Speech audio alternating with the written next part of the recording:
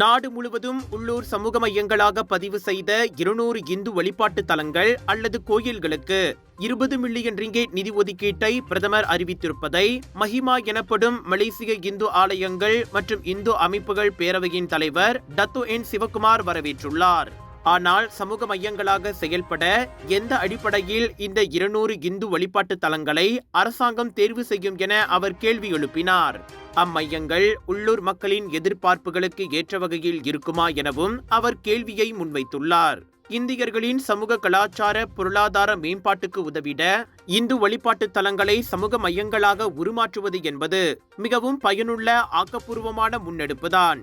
எனவே இதுபோன்ற அர்த்தமுள்ள திட்டங்களை நனவாக்குவதில் மடானி அரசாங்கத்துடன் ஒத்துழைக்க மஹிமா எப்போதும் தயாராக உள்ளது.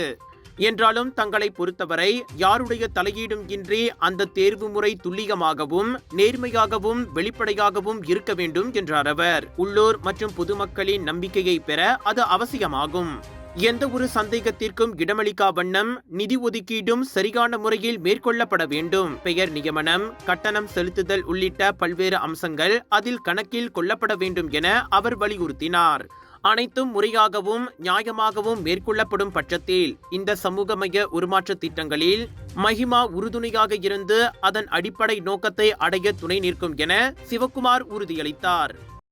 எல்லா நோய்களுக்கு முக்கிய காரணம் ரத்த ஓட்டம் சரியா இல்லாததுங்க. குறிப்பா தலைவலி, உடம்பு வலி, கால் மறுத்து போறது, வசதியா இருக்கிறது, மூச்சு திணறல் மற்றும் பல. இதை நீங்க இப்படியே விட்டுட்டீங்கன்னா ரத்த கொதிப்பு, இனிப்பு நீர், இருதய சம்பந்தப்பட்ட நோய் மற்றும் பல நோயெல்லாம் வர ஆரம்பிக்கும். டென்ஷன் ரத்த ஓட்டத்தை சீராக்கிடும். இது நவீன முறையில தயாரிக்கப்பட்டது. 2 ஆண்டுகளா மலேசியால பயன்படுத்துறாங்க. டெஸ்லி, உங்கள் ஆரோக்கியத்தின் நண்பன்.